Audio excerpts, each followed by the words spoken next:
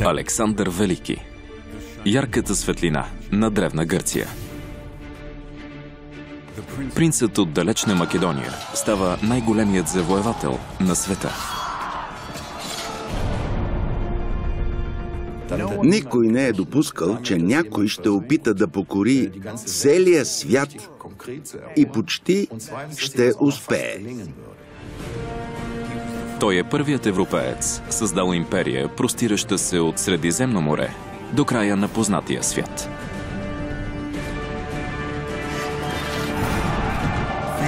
Славата на бойното поле цени повече от живота си. Превръща войната в свещена мисия. Започва я като освободител и мечтае за империя, където хората живеят заедно в мир под неговата власт. Съвсем малко хора имат такова влияние върху историята, като Александър Велики. Александър Велики. Пътят към властта. Историята на Александър започва с легенда. Тя разказва, че боговете обявили раждането му с природно явление. През нощта на 20 юли 356 година преди Христа започват болките на Олимпиада. Царското семейство се надява на син. Имат нужда от наследник на трона.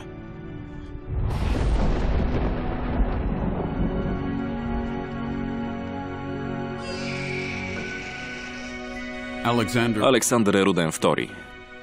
Но още отначало е ясно, че съдбата на сина на Олимпиада е да поведе Македония към бъдещето. Александър, бъди достоен за съдбата си. През 4 век преди Христа Гърция преживява радикална промяна. Докато някои още вярват в митовете и боговете, други вече търсят научни обяснения.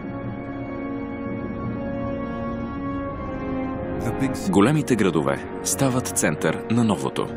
Преди всички е Атина с утвърдената демокрация. Там гражданите определят политиката. Домът на Александър е далеч от модерните центрове. На север от планината Олимп, в провинциален район. Македония отдавна е селска държава. Царство без икономическо значение и с постоянни политически борби. Бащата на Александър, цар Филип II, пръв показва на какво е способна страната. Той реорганизира армията, създава нови оръжия и превръща кавалерията в най-силната атакуваща част. С няколко битки разширява сферата си на влияние и намира съюзници. Но 4 най-големи града се обръщат срещу победителя. Тива, Атина, Коринт, Спарта. За тях Македония е варварска, въпреки усилията на царството да се модернизира според гръцките стандарти.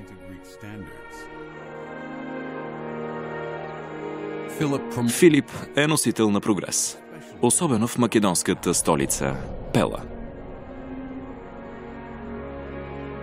Царят превръща скромното поселище в процъфтяващ властови център. Ето къде израства Александър. Във време на голям подем. Наследникът на трона получава елитно образование. Всеки ден тренира ръкопашен бой и с различни оръжия. Обучението го подготвя за грубата реалност. Който иска да властва, трябва да се бие.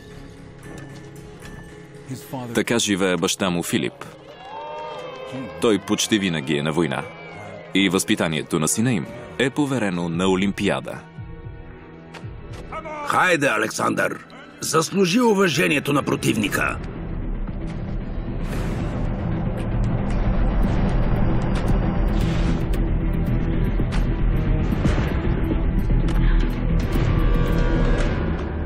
Дори не можеш да се защитиш. Ставай, Остави ме на мира! Какво има, сине? Съжалявам, татко. Аз бях... Не показвай слабост. Винаги трябва да си най-добрият. Престани. Той е още дете. Ти не се меси. Македония се нуждае от войни. А какво получавам? Първият ми син е глупак, а вторият слабак. Правиш ме за смях. Александър, покажи му какво научи.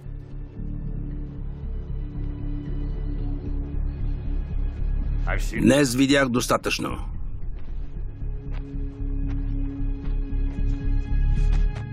За да разберем отношенията между Филип и Александър, е важно да имаме предвид, че макар Филип да има 7 съпруги, от тези бракове се раждат само 2 синове. Другият му син, Филип Аридей, не оправдава очакванията на баща си. Изглежда той е имал физически недъг. Понякога дори е описван като глупак. Така Александър е единственият син, когато Филип да покаже на света. Александър трябва да оправдае не само очакванията, но и божествения си произход. На мозайка в Пела е изобразен слъв. Прилича на Херакъл, сина на Зевс. Лъвът е символ на царския произход на Александър, а Херакъл на богоподобен статус. Роден е за това.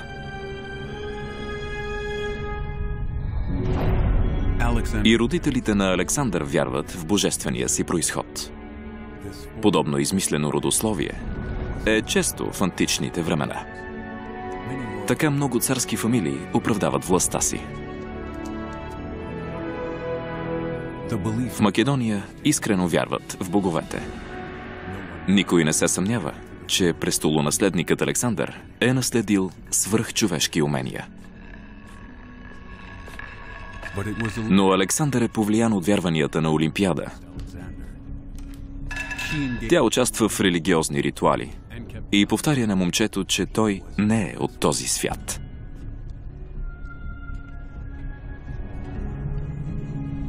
Ела тук, миличък.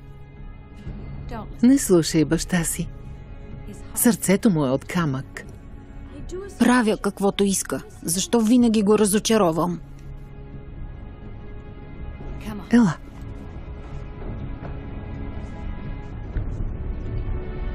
Не. Той не е разочарован, а ревнува. Защото твоята кръв е по-царска от неговата. Майко, моля те, не може да го вярваш. Ще ти издам една тайна. В нощта, когато те заченах, чух гръмотевица и усетих как мълния прониза тялото ми. Но ти си невредима. Не разбираш ли? Зевс те създаде. Зевс е твоят баща. Филип го знае и ревнува.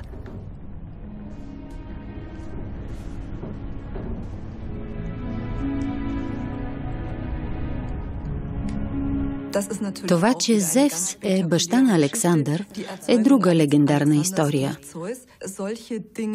Подобни истории обикновено съпровождат обстоятелствата около зачеването на известни хора от древността. Майките им изведнъж сънуват необичаен сън. Появяват се богове във формата на животни и наяве или на сън стават бащи на тези деца, които после наследяват героичната им аура. Героите от гръцката митология са пример за Александър. Като тях, той иска да е най-добрият и да надмине всички. Героят му е Ахил от митовете за Троянската война. Ахил е водещият в нея. Той е неуязвим и най-смелият войн. До него се бие Патрокъл, верният му приятел. И двамата умират в битка, но делата им ги правят безсмъртни.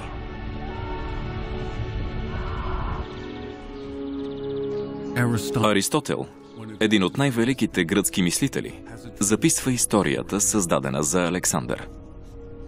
Царският син е само на 13, когато Аристотел се съгласява да обучава принца в Пела.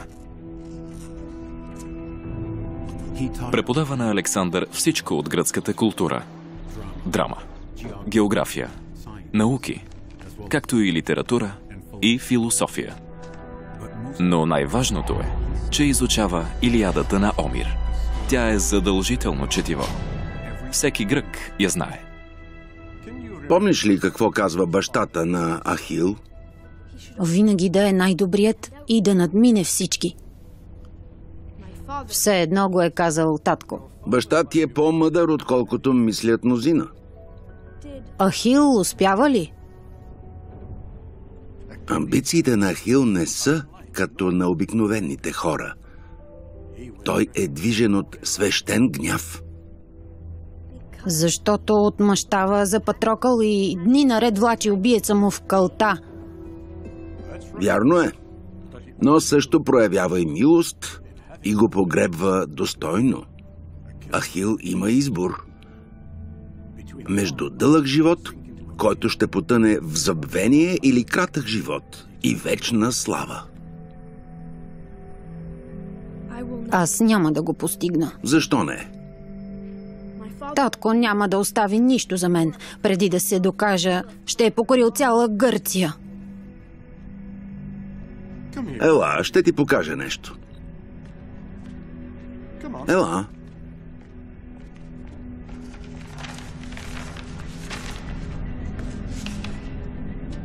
Нека вземе Гърция. За теб остава целият свят. От Персийската империя по целия път чак до Индия. Преди стотици години царят им нападнал Гърция, разрушил градовете ни и изгорил Атинския Акропол. Какво останало после?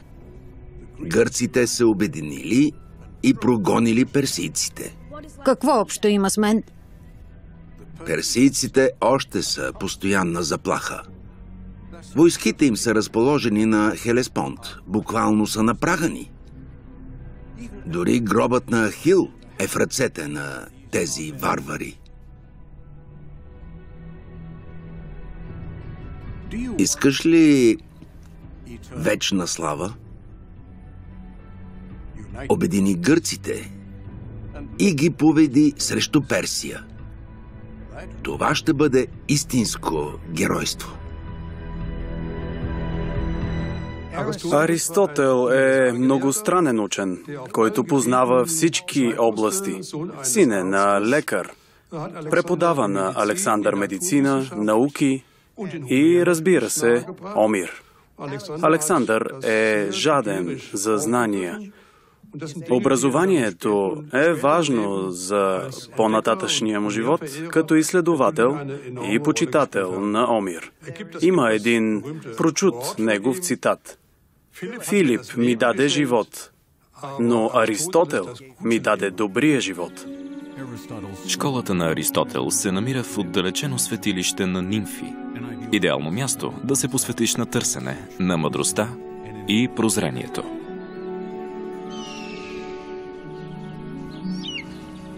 Природата крие много тайни, но не може да ги разкриете само с мислене. Трябва да наблюдавате света, трябва да го пипнете, вкусите, подушите и откриете със сетивата си. Хайде, опитайте. Наблюдавайте го и го разберете.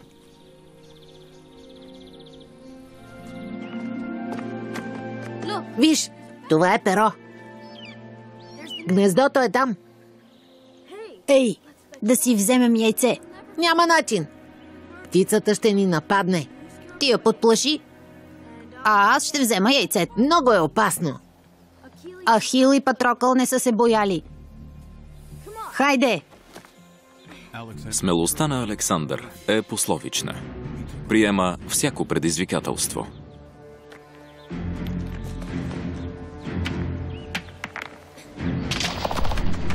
А приятелят му Хефестион е винаги до него.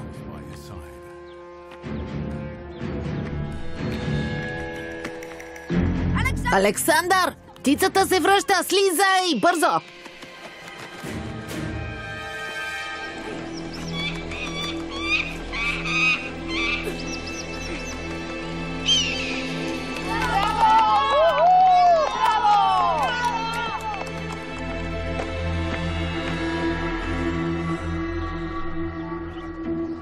Има тънка линия между смелостта и глупостта.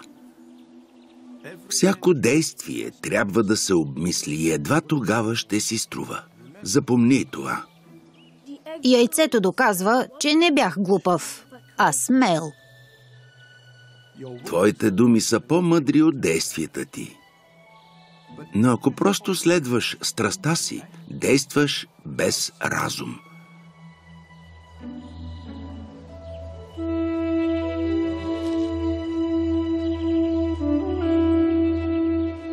Това е краят на урока. 3 години по-късно Александър е готов за суверен. Повечето от подготовката си дължи на Аристотел. Не винаги са на едно мнение, но ученият остава негов близък съветник. Най-известната легенда за детството на Александър е опитомяването на Буцефал. Баща ти какво прави тук? Търси коне за царската стража. Нямам търпение вече и ние да се бием за царя. Ти, може би, но аз не мисля, че баща ми ще иска да съм до него. Какво имаш днес? Кон, достоен само за цар. Най-добрият кон, Буцефал. Но Буцефал значи бича глава. Според едни е заради белега му. Други казват, че е инат като бик. Прекрасен кон. Колко струва? 13 таланта. Доста висока цена. Нека да го огледам. Според източниците, мнозина опитват, но никой не обяздва жребеца.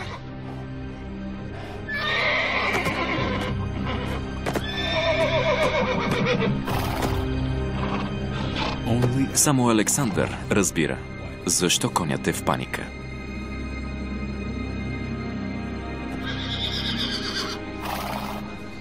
Знам защо Буцефал е нервен. Защо? Чакай! Имам достатъчно диви кобили. Не ми трябва и над жребец. Татко, аз ще го яздя. Не бъди самоуверен. Възрастните не могат. Тати ли? Нека да опитам. Моля те. Ако не го обяздя, ще ти го платя. Добре, предлагам 6 таланта. Не искам синът ми да има дългове още от малък. Не се страхувай. Боиш се от сянката си, нали? Обърни се. Спокойно. Вижте го! Това е синът ми! Потърси друго царство, сине! Македония е малка за теб!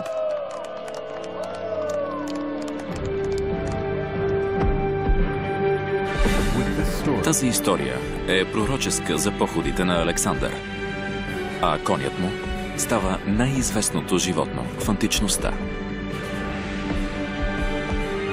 Връзката между жребеца и принца е уникална. Казват, че никой друг никога не успял да възседне Буцефал.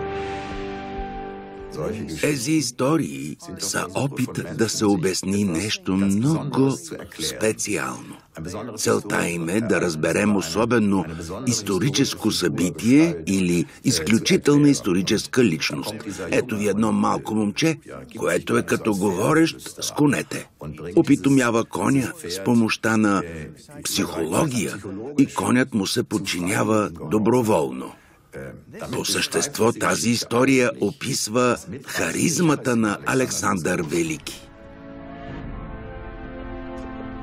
Детството на Александър свършва изведнъж, когато е на 16. Принцът е изправен пред трудна задача. Агресивният експанзионизъм на Филип води до нов конфликт. Кървавият сблъсък е неизбежен.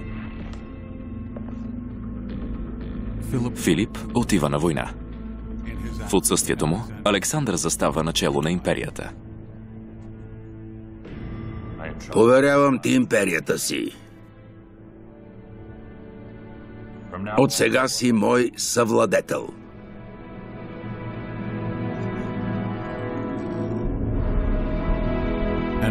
Кризата е предизвикана от атака при Дарданелите. Филип залавя товар пшеница, предназначена за Атина. В могъщия град държава са бесни и си припомнят далечното минало. Когато преди 150 години персийците изгарят храма, македонците са техни съюзници.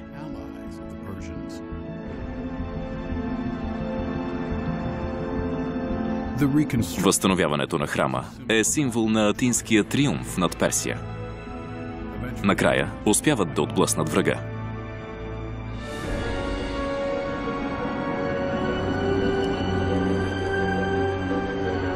В подножието на укрепения горен град живеят до 80 000 души. Атина отдавна е демокрация. Гражданите решават важните въпроси. Вече няма суверени като онези в Македония или Персия. Демостен е главният противник на Филип. С страстна реч, политикът насърчава съвета да даде урок на Македония с военни средства.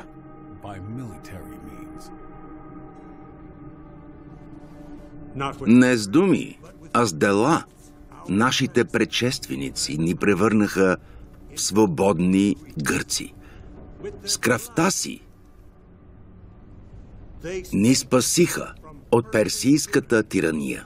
Но сега свободата на Атина пак е заплашена от Филип, царя на Македония. Но на времето персийците разрушиха града ни, не македонците. Трябва да ги приемаме като приятели, не като заплаха. Трябва да се съюзим с тях и да унищожим Персия. Македонците не са гърци, а варвари. Също като персийците са носители на зло. Съюз с тях ще значи да пуснем врага в собствения си дом. Ситуацията ескалира до война за Делфи. Храмът е най-свещеното място за гърците, но играе и важна политическа роля. Който владее Делфи, доминира в Централна Гърция. Светилището се пази от Атина, но и другите гръцки градове искат контрол над Делфи. Македонците спасяват свещения храм при нашествието. Атина се чувства унизена, когато варварите стават пазители на Делфи. И търси съюзници из цяла Гърция, за да се бият срещу омразния Филип. Битката става край Херонея. Този път тук са и Александър, и приятелите му. За повечето от тях е първото голямо сражение в царската армия. Само най-добрите се бият до македонския принц. Например, Клетос, който се смята за опитен. Парменион, стар генерал. Синът му Филотас. Той и Птолемей са приятели на Александър от детство. Тук е неговият довереник Хефестион. Македонците знаят, че победата в битката при Херонея през 338 преди Христа ще определи бъдещето на егейския свят. С по 34 000 войници във всяка армия, силите са равни. Александър води кавалерията. Тя трябва да реши изхода. Въпросът е на слава и чест, живот и смърт. Всичко или нищо. Не каза ли, че за нас няма да остане слава? Явно сгреших. Пригответе се! По моя заповед! Александър и хората му имат тежка задача. Кавалерията трябва да води атаката.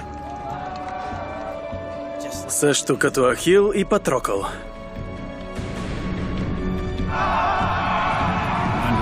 Под командването на Александър, кавалерията побеждава елитната тиванска армия.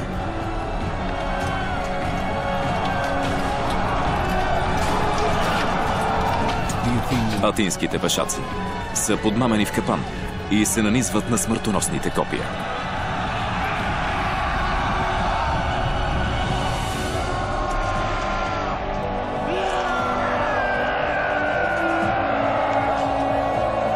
Битката е спечелена. Македония е новата военна суперсила в Гърция. А Александър е героят от Херонея. Като командир на кавалерията, именно Александър прави победата възможна. Тя укрепва позициите му сред македонците и до известна степен също и сред гърците. Това го прави приемлив като бъдещ цар. След битката, Филип призовава делегати от всички градове в Коринт. Спарта отказва. Но все пак е създаден съюз, който забранява гърците да се бият помежду си. Македония предлага заедно да нападнат Персия.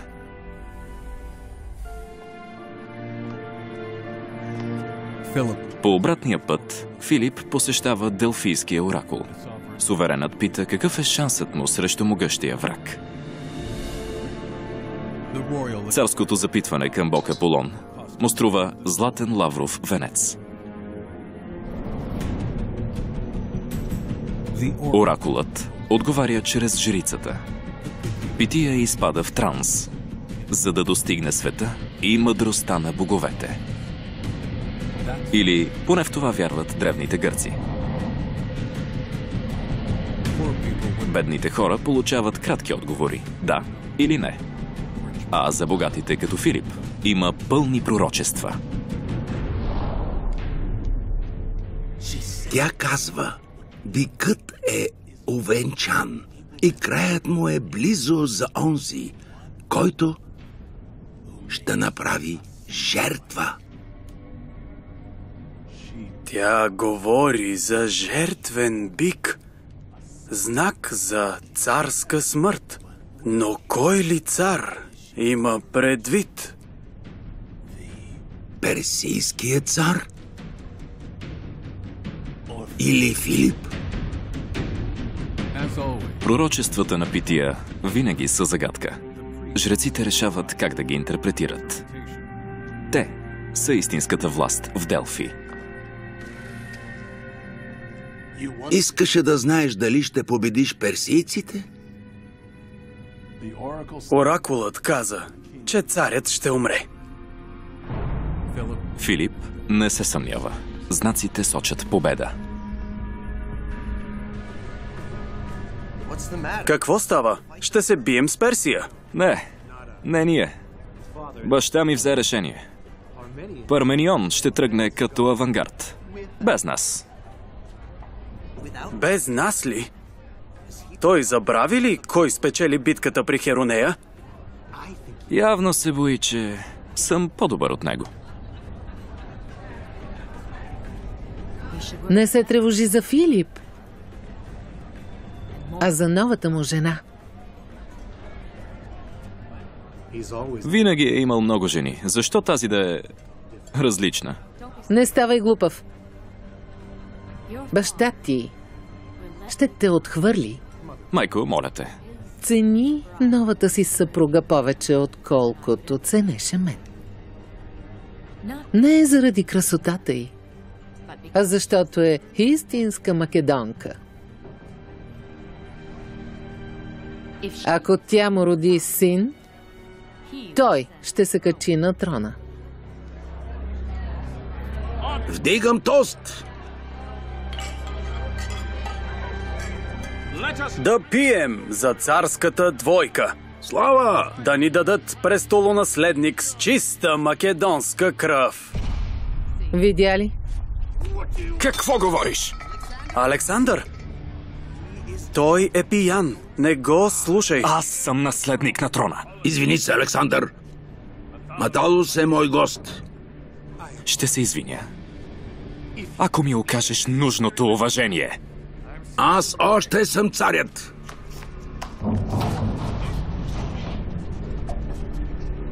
Аз съм царят. И все още аз решавам. Ти трябва да ми се подчиняваш. Подчини се! Да ти се подчинявам? И аз се виж. Смяташ да се биеш с персийците? Дори не можеш да ходиш изправен. Глупаци! Заедно обединихте Гърция, а сега се карате помежду си. Ела, тук вече не сме добре дошли.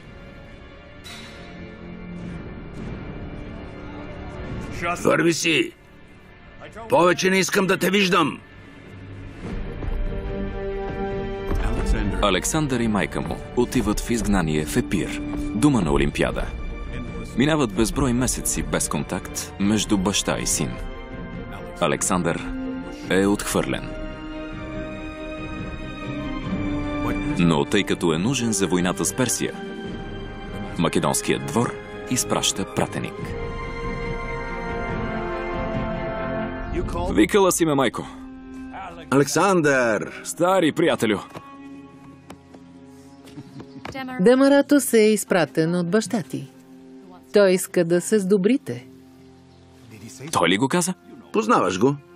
Извинява се още по-трудно, отколкото хвали. Но съжалявам за скарването й. И най-много от всичко иска синът му да се върне при него. Празни думи. Филип не те ли унизи достатъчно? Вместо да коленичиш пред него, вземи това, което ти се полага по право, с меч в ръка. Но той ми е баща. Зевс е твоят баща. Моля те, остави ни. Майко.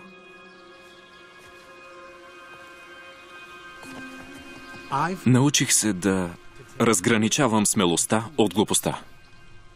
Македонските благородници са на негова страна. Тогава спечели подкрепата им.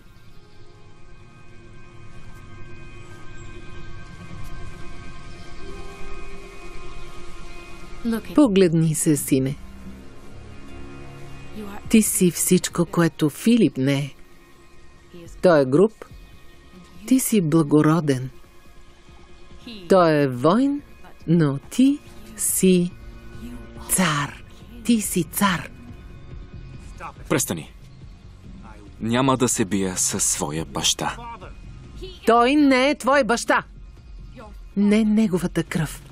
Тече във вените ти. Не го забравяй.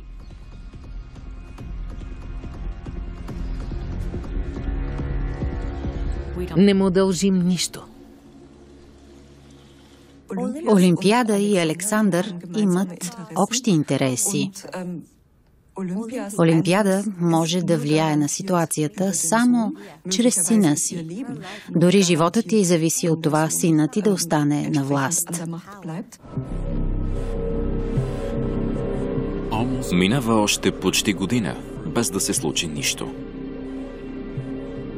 Повратната точка е една сватба между македонската царска династия и семейството на Олимпиада. Скарването внася смут в Пела. Александър най-после се връща по покана на Филип.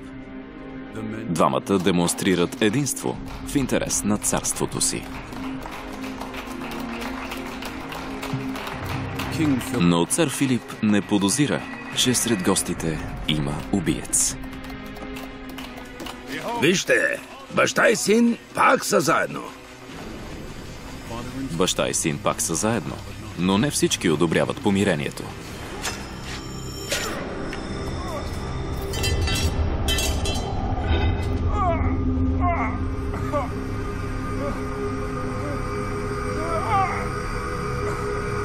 Татко! Царят е убит от свой телохранител.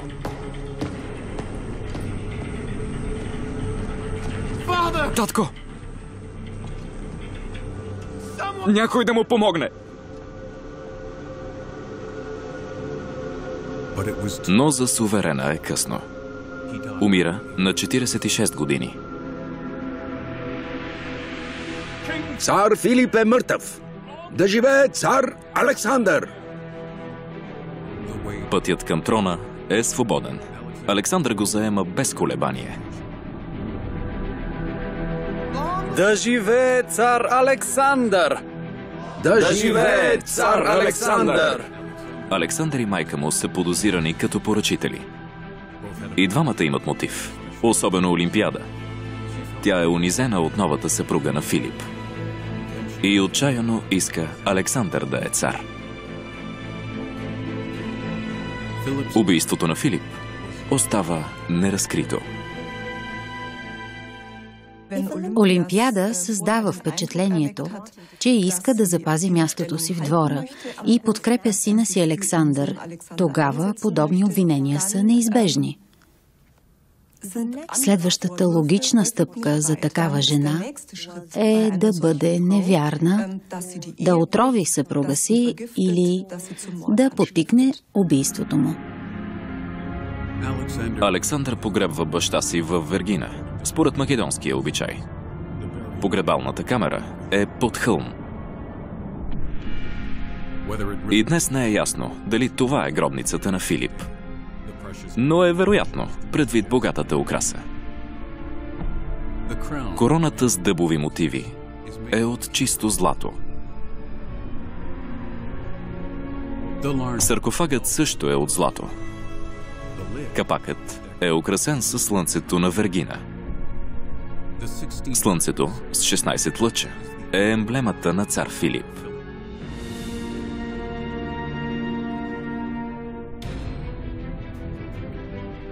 Той оставя тежко наследство на новия македонски цар. Появяват се стари врагове. Също като баща си, Александър трябва да наложи властта си. Ако е нужно, със сила. Александър започва от нулата. Атина използва смяната на властта, за да оспори водещата роля на Македония. И отново, ораторът е Демостен. Боговете чуха молитвите ни. Те наказаха тиранина Филип със смърт. Трябва да действаме сега. Трябва да се разбунтуваме срещу Александър и да си отмъстим за Херонея. За свободата на Атина, на оръжие. Първи се вдигат племената на север, последвани от големите градове държави, начело с Атина и Тива. Никой не иска да пропусне битката за власт. Но тя ще се води тепърва. Александър бързо премества бойното поле от север при Тива. Но първо опитва с дипломация. Обещава да ги пощади, ако се предадат.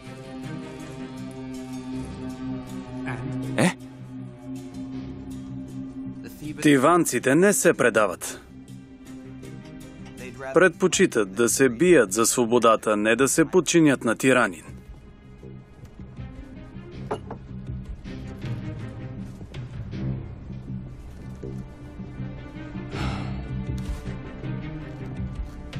Според някой, дори си паднал в боя. Значи мъртвец ще ги научи да се боят.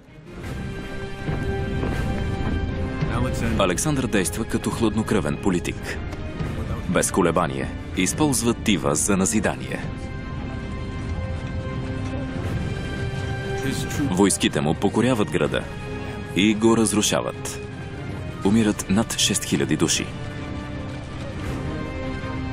Не бива да остане съмнение нито у приятел, нито у враг.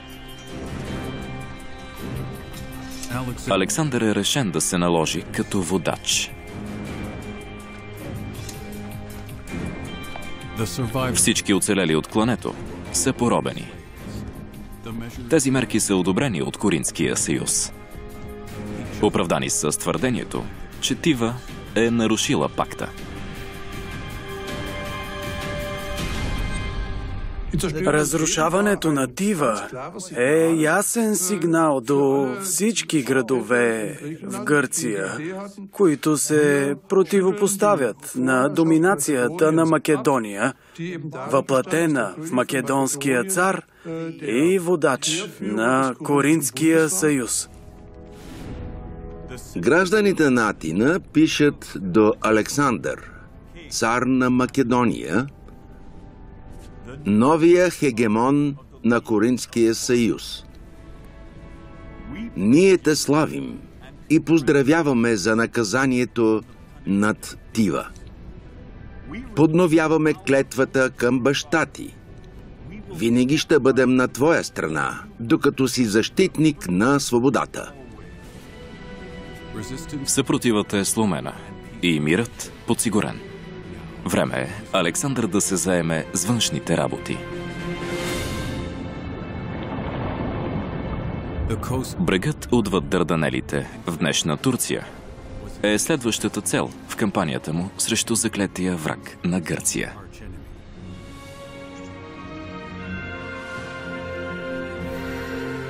Александър се готви за битка срещу царя на царете, суверена на Персийската империя.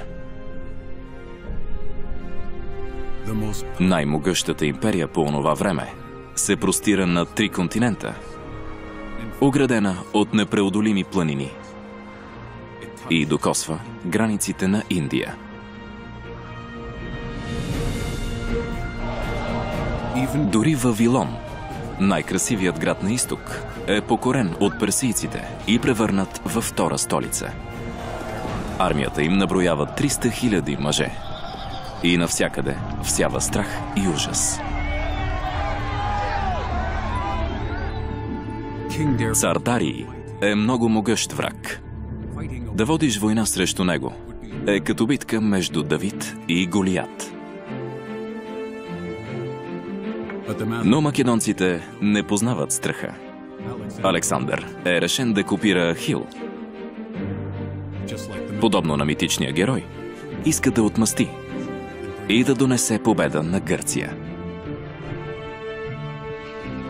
През пролетта на 334 преди Христа започва една от най-големите инвазии в историята. Александър залага всичко. Сценарист Мартин Карасо-Мендес. В главните роли Давид Шутер, Влади Георгиев, Саша Чорн, Теодора Духовникова, Андрей Слабаков и Стоян Алексиев. Ролите озвучиха актьорите Таня Михайлова, Надежда Панайотова, Станислав Пищелов, Симеон Дамянов, Димитър Ангелов. Преводач Силвия Вълкова. Тон режисьор Светослав Димитров. Режисьор на дублажа Тодор Георгиев. Обработка Sound City Studio.